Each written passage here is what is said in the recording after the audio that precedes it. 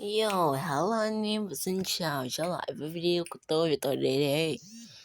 Yes sir. Hôm nay sẽ là một video bình thường. Nhưng mà hôm nay chúng ta sẽ chơi game mới của channel có tên là Plants vs Brainrot. Tôi nghĩ thì cái này nó dựa theo cái trận mà gì ta? Epmy Build War của hai thằng khứa Sammy với lại dây Chanh Biếu. Thì hôm nay chắc game suy thoái rồi nên là anh Dài tạo một cái game có tên là Plants vs Brainrot.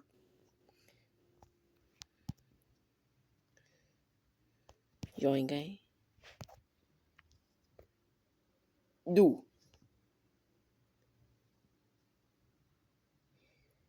đọc cái phần giới thiệu cái. Yo, Kurt, what's up bro, not much, how about you, not much either bro, what do you mean you, I mean like I'm just chilling, not doing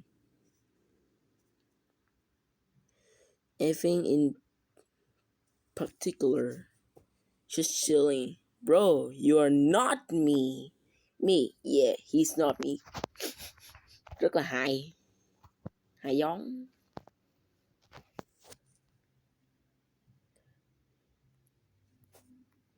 Nè, lý do tôi nói là ông Zendio tạo rồi nè.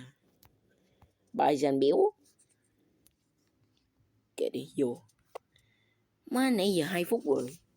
Ngồi giáp biên không hay.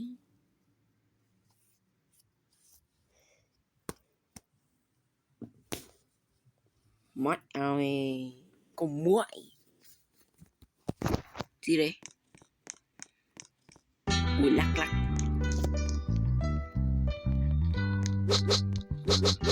What the fuck?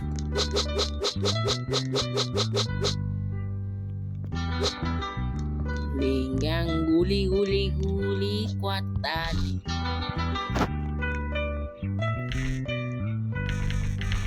Cùng mắt em.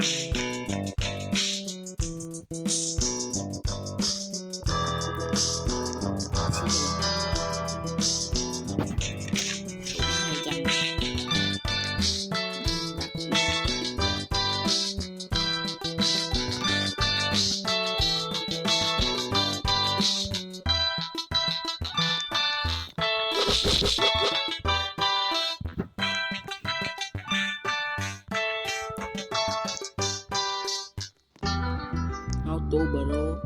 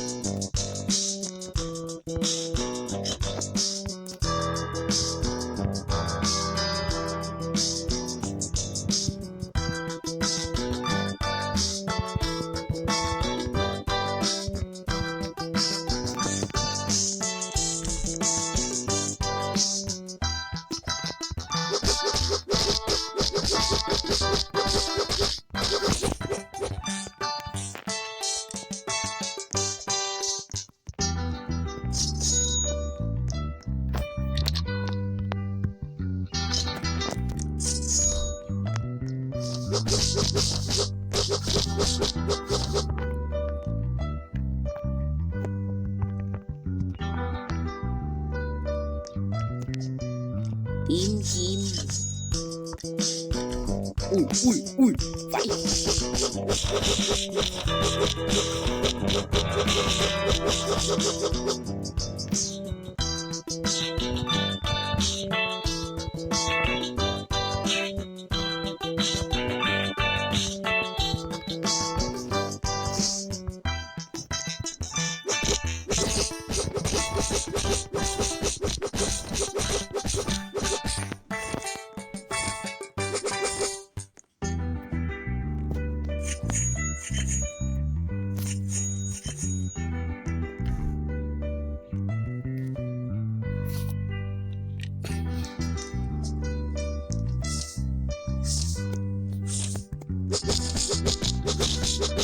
cút.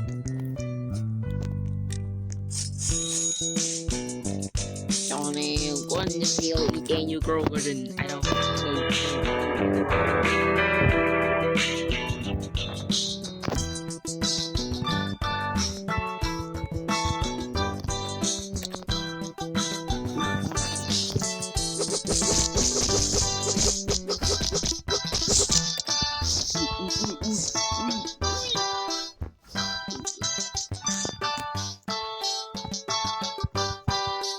con 16 tiền. Đây con này đi. Nubini Pizzanini.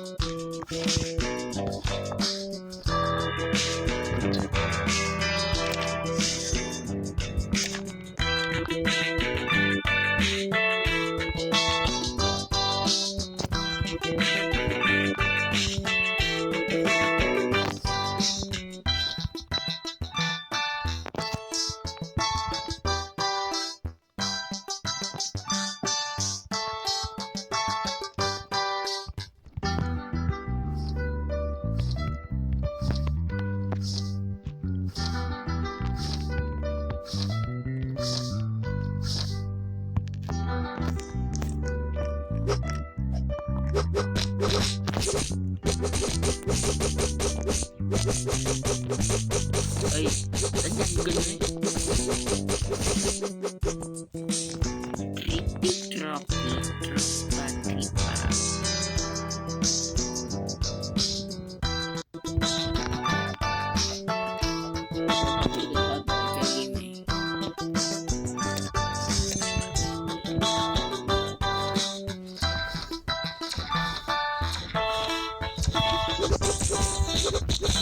Mày em rồi.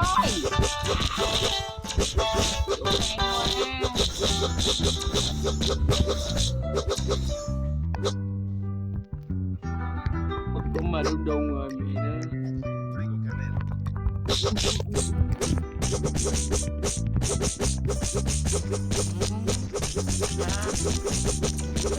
Con đi bù, nãy con đi bù đi chứ. Mẹ nó. Chứ nó tụi bạn coi.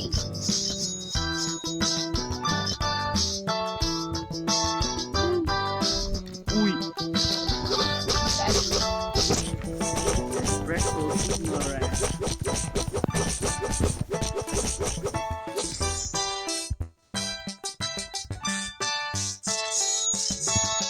Má ơi nó to. Nơ. Lắm nè.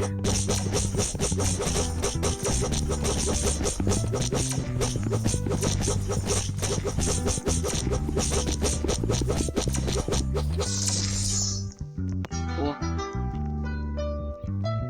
35. Vãi. Ghê rồi, ghê rồi.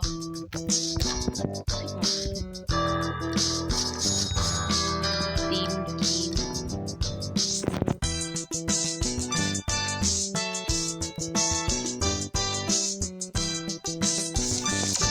Ôi trời, tôi trình bày.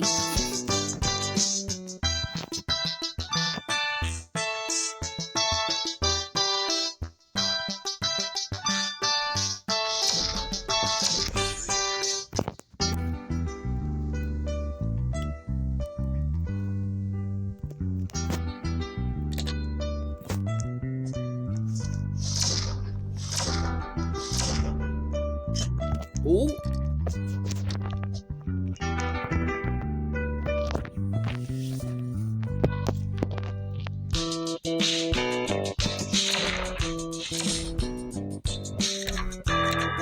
tôi mày à. Con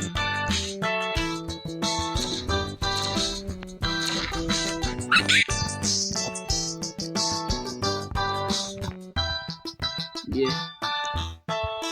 Phim mà phim.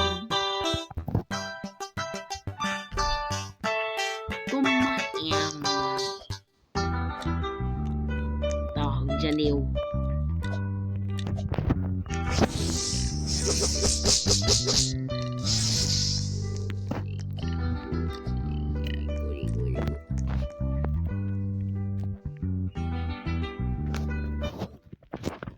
Con mẹ nó, nãy giờ quên tắt tiếng, cho anh em tiếng nghe được gì.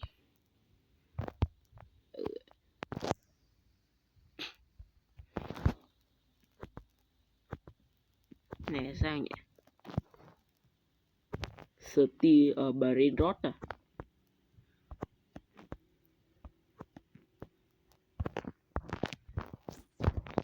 Đéo bú được cái gì cả. Như cờ.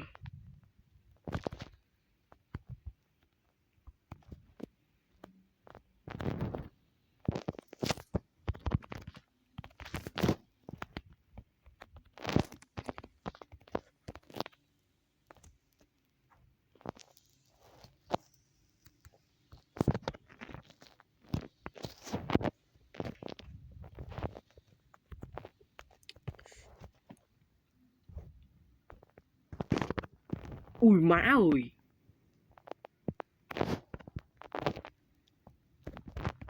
Cuco Fanto in. I have no clue what I'm saying though.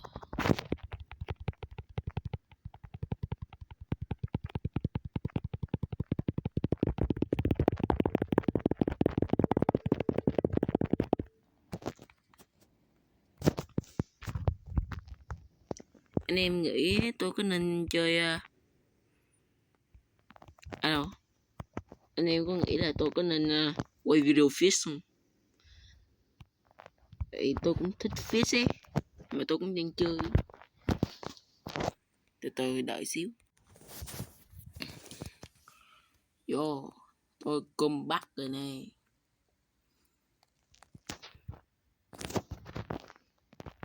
Đăng kim nè.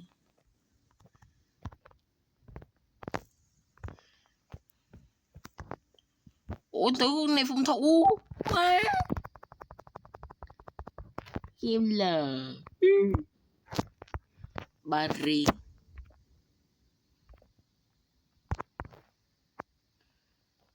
Sale ở Brain Rot.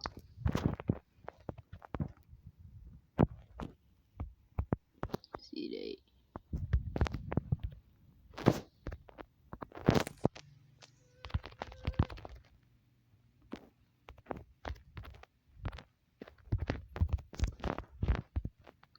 Sức mạnh tinh bản.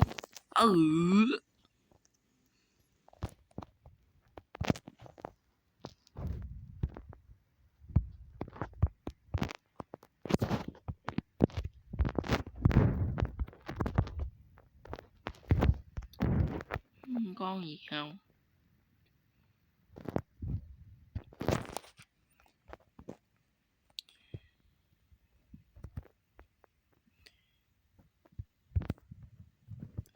Tôi nghĩ là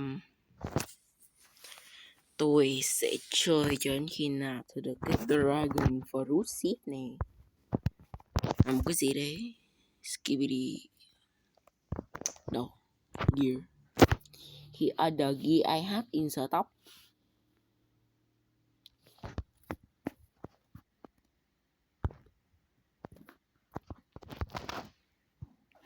Thời tới.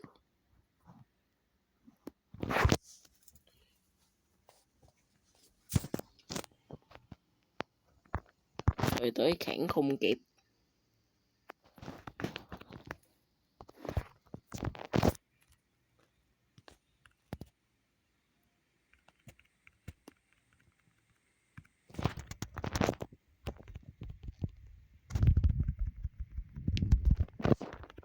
Nặng sao má?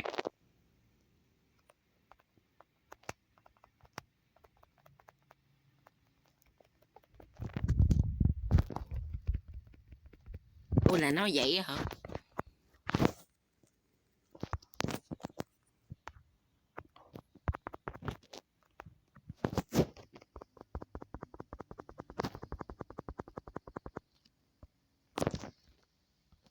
Ô, súng tới đâu?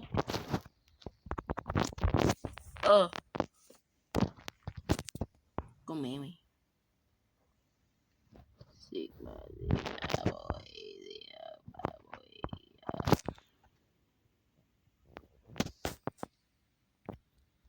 mua thêm sunflower đi. Sunflower nhiều khi bán tomat thì bờ lan hả? Sốt.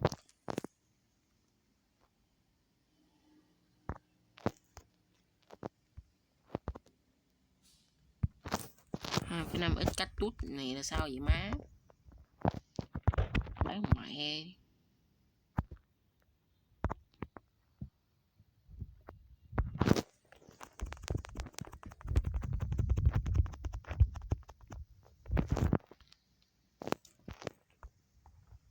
Skibidi toilet.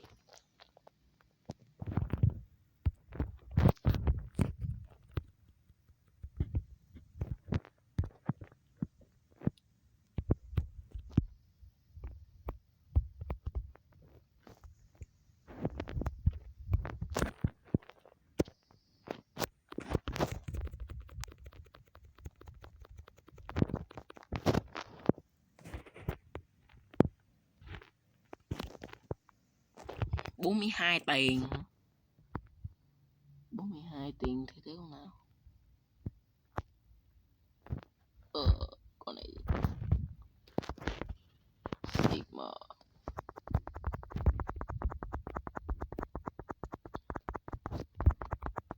Mấy bạn cứ nói this generation is cooked. Yeah, nó cooked thiệt. Và tôi là một trong số những thành phần cooked đó. Yeah. Chơi game chỉ vì giải trí thôi, không có được công kích nhau. Sigma.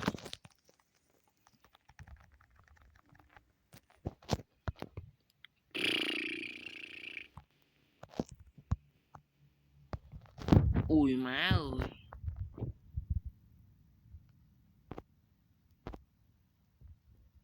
Yeah. What the fuck? What the fuck? Ngon. Espresso Signora. 9 giờ nghỉ đi. 9 giờ tôi còn phải đi ngủ dậy đi học nữa. Minito.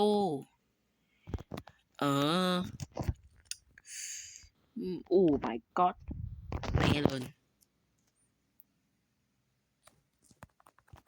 Sigma.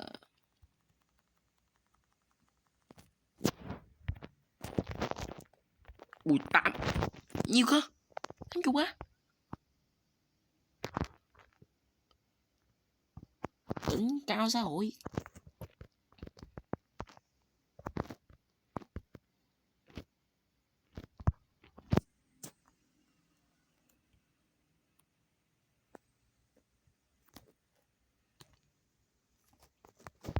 Quên. Trời ơi còn thiếu 8k nữa là sao má?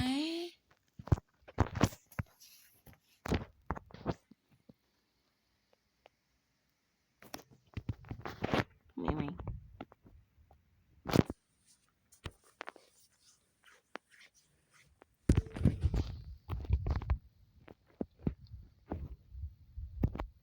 Đây rồi.